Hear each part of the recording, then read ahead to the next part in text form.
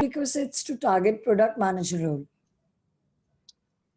Prerequisites. I would say that there's a perception that an education or previous experience in technology is a must-have to be a product manager.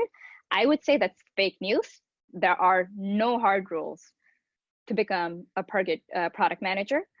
But I would also acknowledge that more often you see people like me who have been in technology, who have been an engineer, and have made the shift to being a PM. And I would say that that trend happens more because of the proximity of a PM role and an engineering role. Like when I made the shift, I saw, when I made the shift from engineering to PM, I actually didn't see people whose titles were product managers, but I did see people who are doing that kind of a role.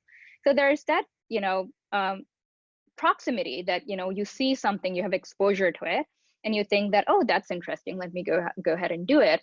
And there's also a component for someone who makes that shift that, you understand technology. But again, to kind of, underline the fact, one doesn't have to be an engineer to understand technology. I mean, even as an engineer, I haven't coded for a while now.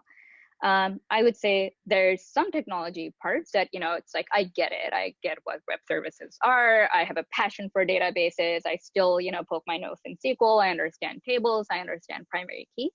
But that's not the only part. There's a lot of new technology, newer areas, which I don't understand or I don't know yet, but I do take an interest in learning about them conceptually.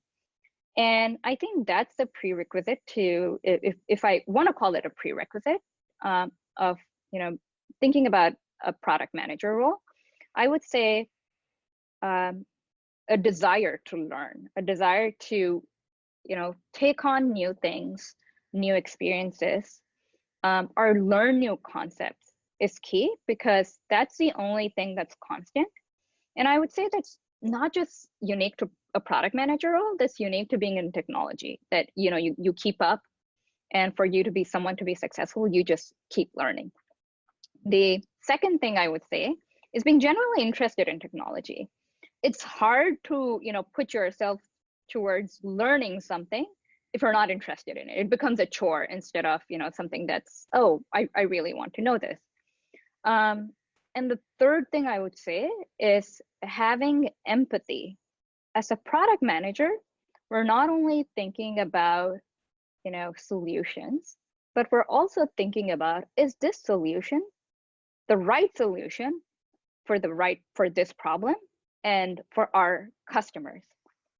And empathy makes you step into your customers' shoes and see things from their perspective. I might think that, oh, I've delivered this solution which provides, let's say, great user experience. The buttons are like noticeable. I can see the list of cards here very well. But if from a consumer perspective, just getting to that screen takes like 4 or 5 clicks, would I even get there? Or if I get there, it's so much harder for me to do that it's not solving the problem. So thinking about what the customer's problems really are and what are we solving for that, that's key. A lot of time people talk about empathy as empathy for customers. I feel empathy, apart from empathy for customers, having empathy for internal stakeholders is very important as well. And what I mean by internal stakeholders is people who support you to deliver the product. It could be your operations team. It could be your sales or accounts team who actually directly interacts with your customers. It could be other product teams who are supporting a feature that you're building. And I call out that empathy is important, because unless we understand what our internal stakeholders need of us, as product managers, we'd be missing a key piece of working collaboratively together. So to summarize, I would say a desire to learn, being genuinely interested in technology, and empathy, both for customers and internal stakeholders, are pretty much your baseline for what you should want to have before you think about becoming a product manager. What is the career path of a product manager? You know, a career path of a product manager is not super defined.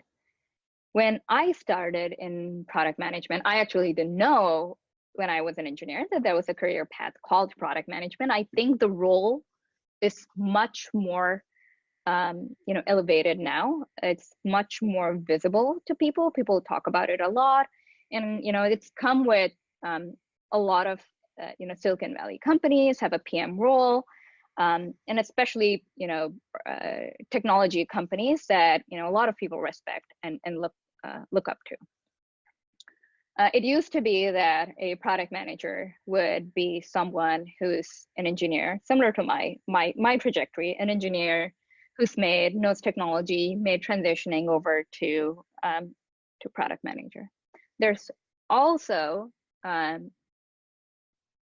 another typical path that happens is someone who's a grad school from a management program, an MBA grad, and they're right out of their grad program, they're hired into associate product management programs.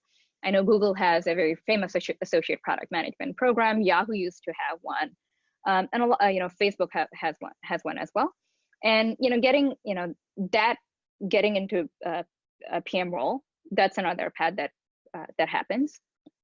Management consultant, people who have consulted with big, the three big or other management consulting companies, also kind of take over as into the product role or path. The other thing that I've seen, and I hope people speak about a lot this as well, is a lot of people who have done other things, who have either had a background in arts, an education in arts, background in design, also make excellent product managers, and I've seen those as well. And and that's very interesting, because that whole empathy part that I just talked about, when you're designing, when you're a designer, you're a front-end designer, that ability to have empathy is specific, is especially high for someone who's a designer. I'm not saying that engineers or others don't have empathy, but to kind of generalize that, as a designer, when you're thinking day in and day out about, okay, this is my experience, how would merchants see it, that kind of a person puts the empathy hat way more, or they get the chance to put the empathy hat way more. And I think that's another career path of getting into product. So if you want to think about there are different ways of getting into product, and a lot of times you get into product as when I started, I got in as a product analyst. I've had different roles, different type of roles or titles, to what I can now compare to what was an associate product management role, but it wasn't, or a junior product manager role, but that term did not exist. And it was more of a business analyst or a product analyst. And then I became a product manager for a product, along with other PMs for the same product, managing different area. And then now I'm a senior product manager. And then there's different ways from this part of the career to move forward. Some companies have a principal product manager path, and what that means is someone who's a high performing individual contributor. They're not managing people, they are an SME, and they really are an expert in product management, where they're helping other PMs, their peers or junior PMs in the organization, without them directly reporting to them, in solving problems that are large problems across product areas, and getting the organization's product management practice, elevating that. So there's a principal product manager path, and then there's also group product manager path, a group or a lead product manager path. And what that path means is that as a PM, you manage other PMs, and your product, instead of saying, card processing or a mobile wallet being your product actually becomes your team who are delivering product solutions. And as a group PM, you start thinking about, you're not delivering things, but how are you enabling other PMs deliver things? And both paths, either as an individual contributor or a PM leading other PMs, there is a lot of scope. The more you work on it, the more you refine your craft. There's scope of how much you can do. The complexity you take keeps on increasing and keeps on increasing. I would say best job search strategy for product manager position. Yeah. So searching for a job is, one of those experiences that I'm sure. Sorry, I'm hearing feedback. Are you? Okay, it's good now. So searching for a job is one of those experiences that I'm sure most of don't look forward to. It puts us in a very vulnerable position, especially when your current, job or experience, you're not happy where you are. So when I was looking to move out of my last role, it took me some time to find the right fit. So if there are folks who are looking for, a product manager role, it takes time. I know it's hard. My biggest learning from, my last job search, I had two big learnings. Number one, use your network. I think everyone says this. If you Google articles about how should, what are the best strategies, like that's number one. It's obvious. It's well, everyone says it, but I don't think everyone does it. And I, including me, I did not do it as well as I should have. So when I say use your network, it doesn't have to be people that you know directly. Look up LinkedIn. There are different tools. There's, you could go to LinkedIn Jobs, you could go to Indeed, Glassdoor. There's a lot of tools that you can do to search for a job, and they are effective, but nothing is effective as reaching out to someone and asking for a referral for a position in their company. And, a lot of times people hesitate. I haven't talked to this person in 5 years, or, oh, I worked with them in a, in a project and maybe met with them once. Can I ask them? But I would say the worst thing that could happen when you reach out to someone is they could say no. And believe me, most of people don't say no. So I would say, find out, look at LinkedIn, find out people go back into your history, or people that they know or working in companies that you're interested in. And the second thing I would say is clearly lay down and understand what you want. And looking for a PM position, I would say, put a twist to it. Apply PM principles to doing your job search as well. So think about what kind of companies you like to work for. Clearly define what you want. So think about things like, do you want exposure to a certain industry? I might be a designer in a retail industry. I could decide if I want to do something similar. To start my PM career, I could be a PM in a retail technology company, or I could decide if I want to be a PM in, let's say, an e-commerce technology company, slightly related, not much, but still. So think about what kind of industry do you want to target. Think about what is the right size of a company. Do you excel in working in smaller companies versus bigger companies? Another thing that I like to think is, are there products or experiences that you admire?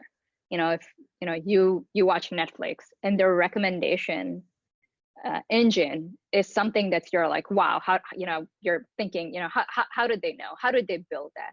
If you have certain kind of products that you look up to, those would be the kind of companies that you should be thinking about.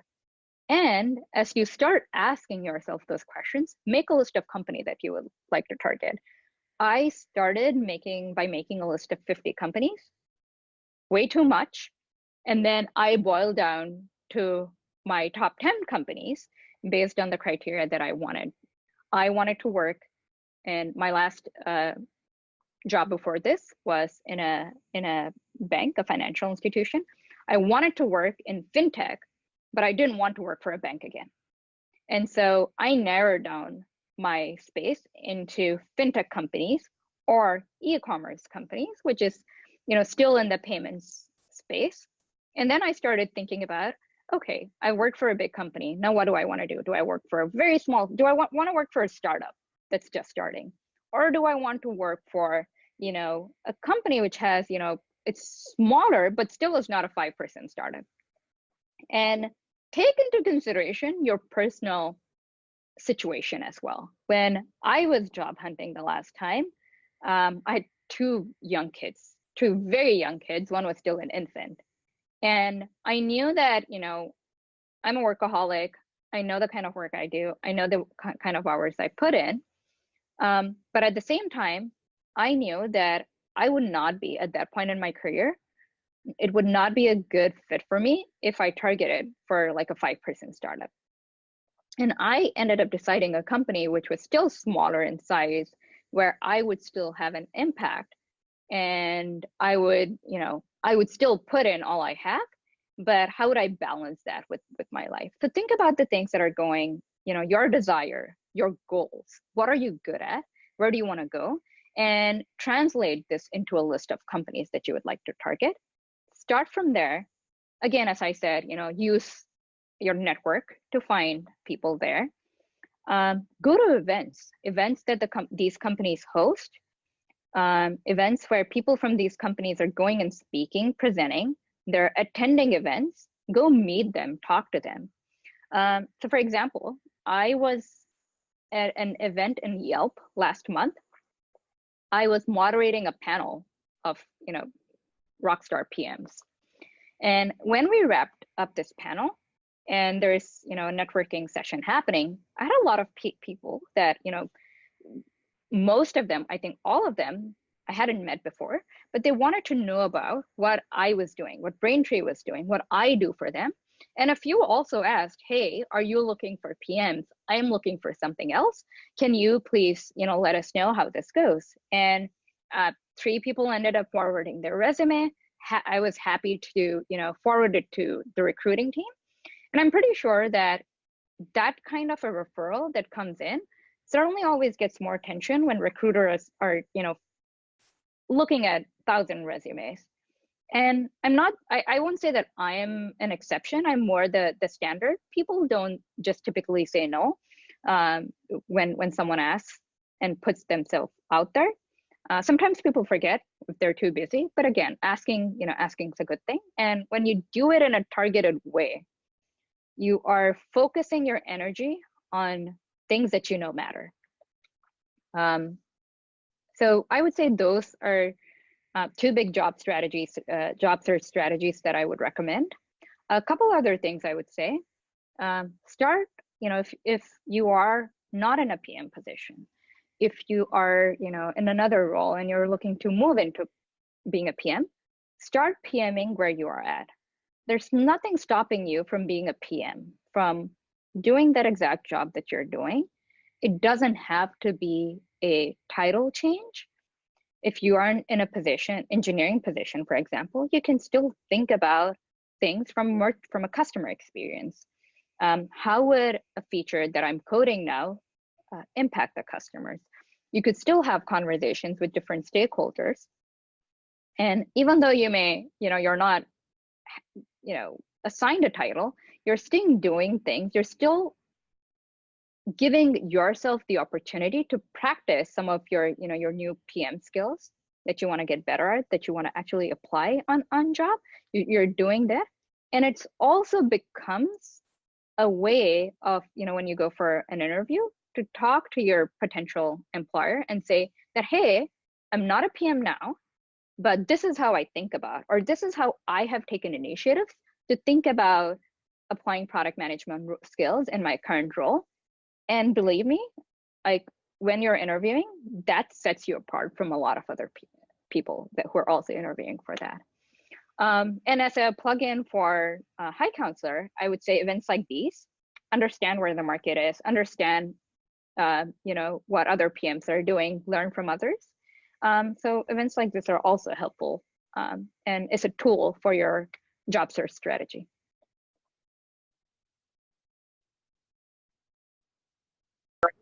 Fantastic. Thank you so much, Mini. So, Mini, what do you think are the 3 tips to make your resume stand out for the product manager position?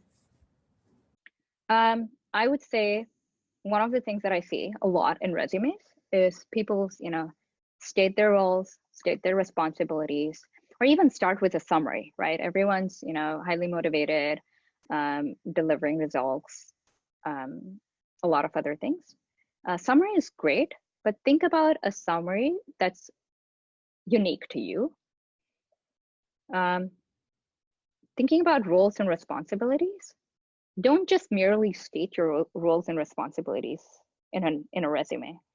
What interests me when I'm looking at resume, when I'm interviewing people, is to understand what was your impact in that role.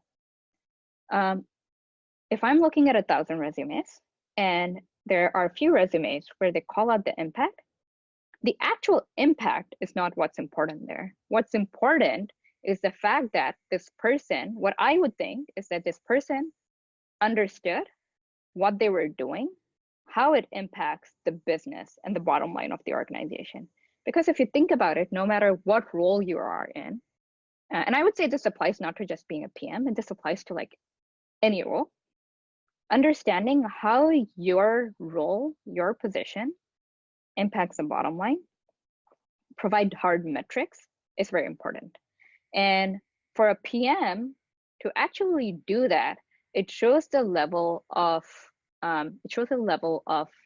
attention to detail, but also a level of being aware of what things are going around you and not someone who's focused on the day-to-day.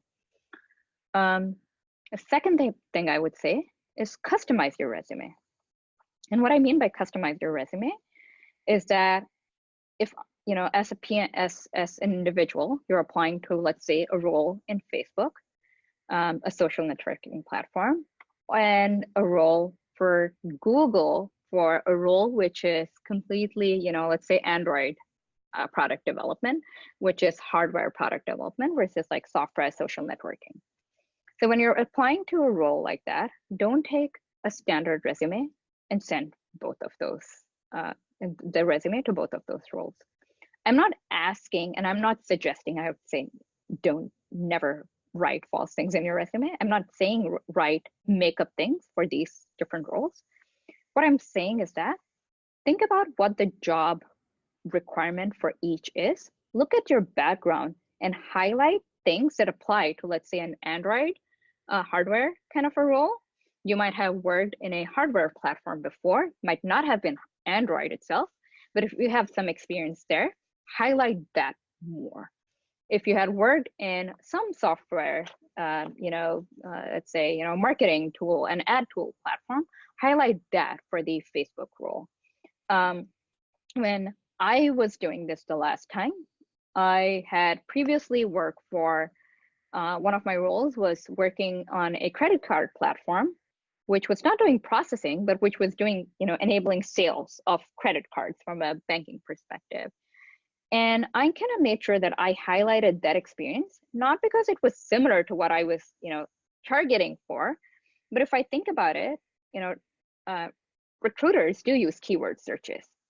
So making sure that the job that they're looking for and your resume has, similar keywords is kind of that, you are making yourself easily findable.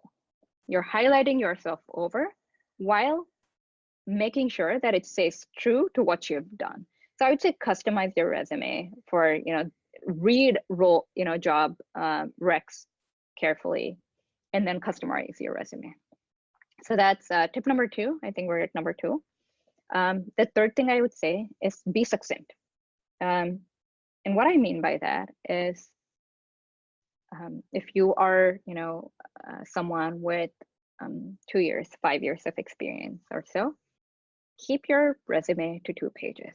It's extremely hard. It's extremely hard to trim, all of your accomplishments. Your resume is, where you show your accomplishments, you talk about it. But gain that fact, revise your resume multiple times. Have different people look at it, but keep it, trimmed. Cut out the fat, not the fact, fat.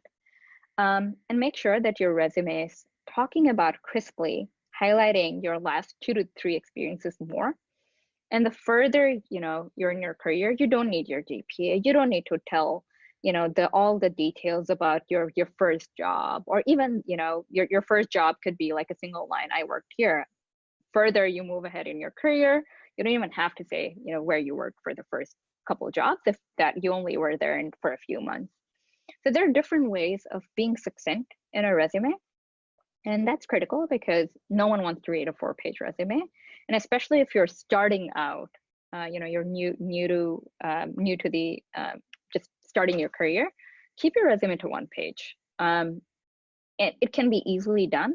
There's no point in saying all of the courses that you took.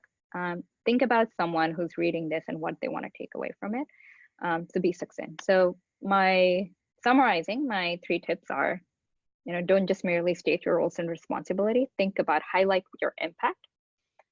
Customize your resume, number 2. And number 3, be succinct.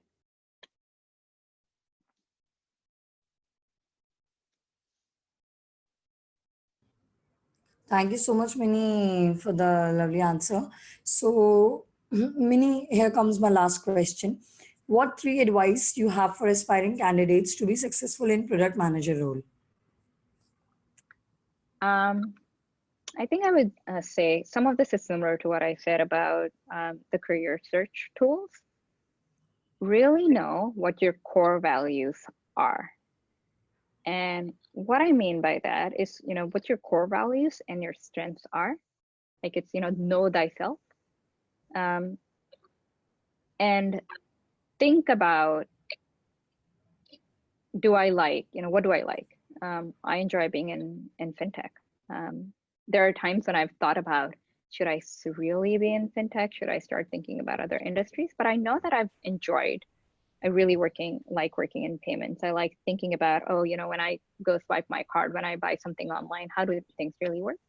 So think about things that you enjoy, and that itself takes time. The more time you spend thinking about observing yourself in certain situations, do you like, being a PM for technical product?